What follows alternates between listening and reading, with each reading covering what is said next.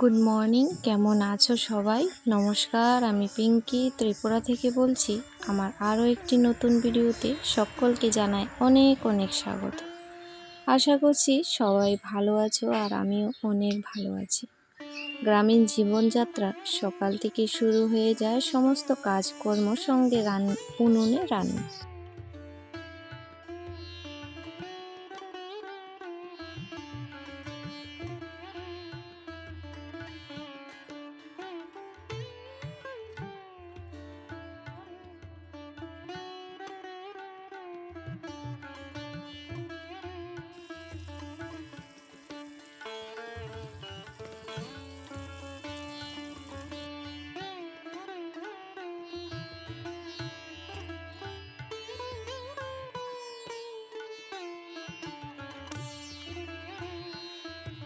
তো উনুনে রান্না চাপিয়ে দিয়েছি। সকালে বাটা মাছ রাখা হয়েছিল, তো এখানে করব বাটা মাছের ঝাল।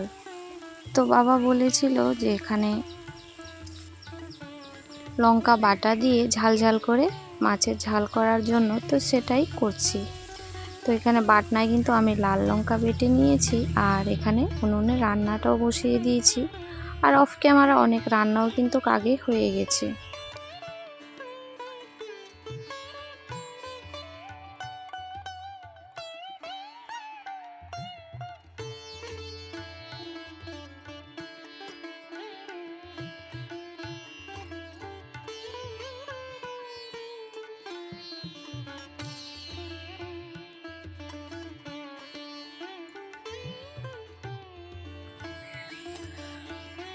তো করব হচ্ছে ডিম দিয়ে একটা কারি, আর ছোট আলু কিন্তু সেদ্ধ করে নিয়েছি। তো ছোট আলু দিয়ে ডিম অমলেট করে কারি করব। তো বেশ অনেক দিন ধরেই এটা খাওয়া হচ্ছে না, তাই ভাবছি যে আজকে এভাবে করি, দেখি কীরকম লাগে। আমি তো সচরাচর কারি ডিম অমলেট করে বানাই না, তো আজকে মন চাইছিল যে এইভাবেই বানাই। তো যাই হোক, বানিয়ে নিলাম। কালকের রাতে আলু সেদ্ধ করা ছিল অনেকগুলি, তো সেটা দিয়ে কিন্তু করে নিয়েছিলাম।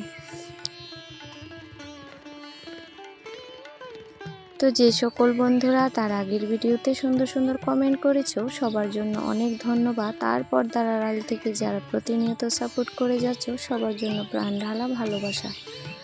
তো গতকালকে ভিডিও দিতে পারিনি, একটু ব্যস্ততার কারণে ভিডিও রেডি করাই ছিল, ভয়েস দিতে পারিনি। তো যাই হোক, সবটা মিলিয়ে আজকে ভিডিওটা যাবে। কালকে ছিল 25শে মার্চ, আমার জন্মদিন।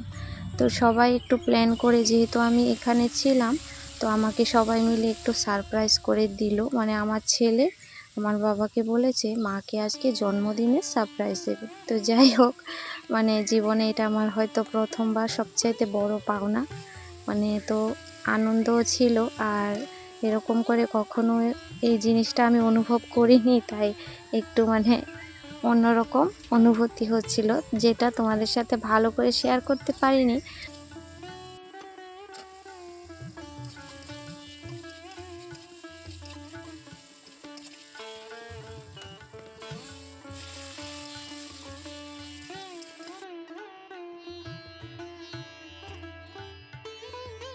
তো সকালবেলাটায় কিন্তু আমি বুঝতে পারিনি আজকে আমার জন্মদিন ছিল, সত্যি আমি নিজেই ভুলে গেছি। তো বাবা সকালে যখন মাছ নিতে চাইছিল, বাড়ির সামনে মাছ নিয়ে আসে মাছওয়ালা, তখন জিজ্ঞাসা করেছিল যে কি মাছ খাবি, নিয়ে নি। তো আমি বারণ করছিলাম, মাছ ভালো লাগে না খেতে। তাও বলছে বারবার কি কোনটা নেব বল। তো তারপর বাটা মাছটাই বললাম, কারণ বাটা মাছটাই আমার বেশি ভালো লাগে, আর মাছটা একদম ছোটই ছিল। তো যাই হোক, এখানে কিন্তু রান্না হয়েছে, আর 2 পিস ডিমের অমলেট রেখেছি আমার ছোট ছেলে, কারণ ও তো ঝাল খেতে পারে না, খুব কম ঝাল খায় আর কি। তো সেই জন্য আলাদা করে তুলে রেখেছি।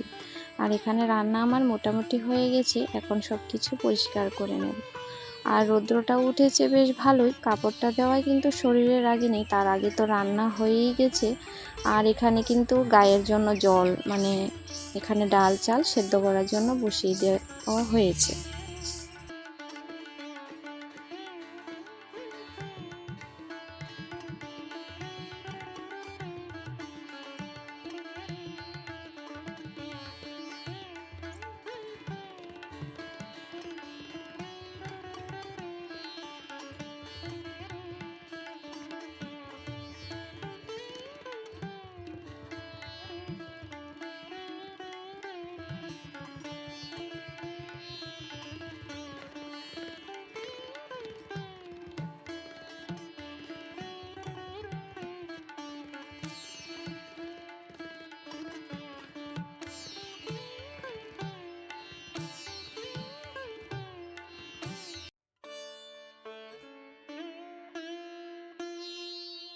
তো অনেক কিছুই রান্না করেছি, আর এখানে করব হচ্ছে মানে রসগোল্লা বানানোর প্রস্তুতি চলছে। জানি না কত দূর পর্যন্ত যাব।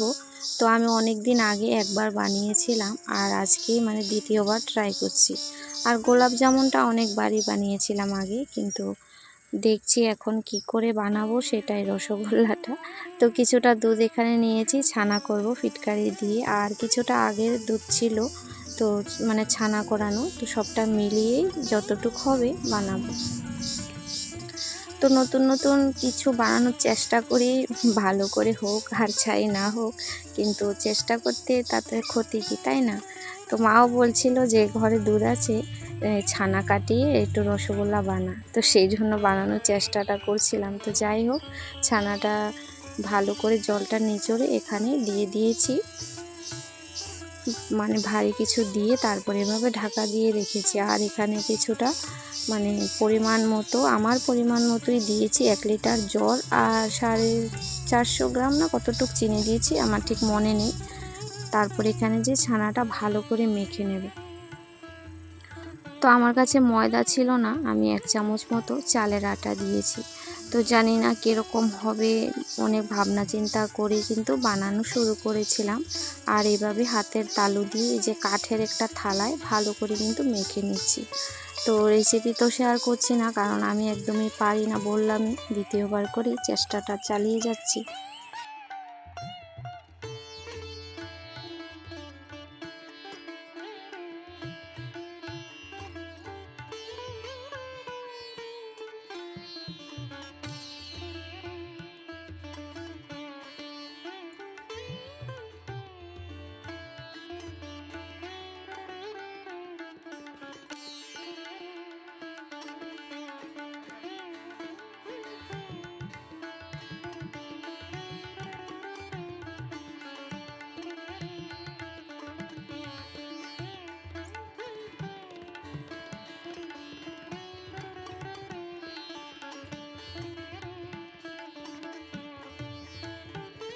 তো এভাবে জল তো উপর দিয়ে চিনির রসটা দিয়েছিলাম, আমার সঙ্গে কিন্তু চারিদিকে সবাই ভয়েস দিচ্ছে, একদম ভয়েস দিতে পারছি না। এখানে এসে চারিদিকে মানে প্রচুর পাখি ডাকছে, কোথাও হাঁস ডাকছে, কোথাও রাস্তা দিয়ে গাড়ি যাচ্ছে।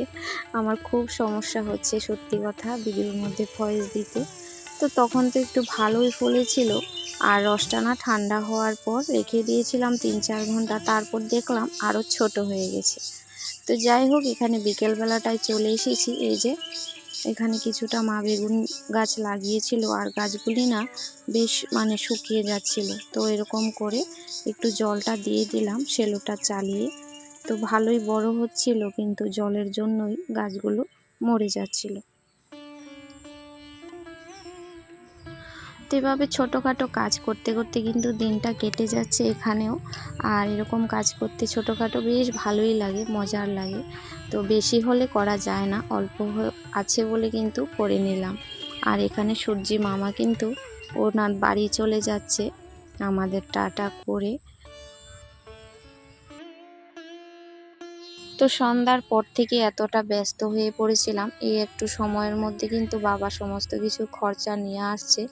আর মা এখানে পোলাও, চিকেন, তারপরে ডিম কষা, স্যালাড, পাঁপড় সমস্ত কিছু তৈরি করা হয়ে গেছে। আর বাবা কয়েকজন লোককে নেমন্তন্ন করে দিয়েছে। তো ছেলে একটু একটু করে ভিডিও করেছিল, আমি তো কাজই খুব ব্যস্ত ছিলাম।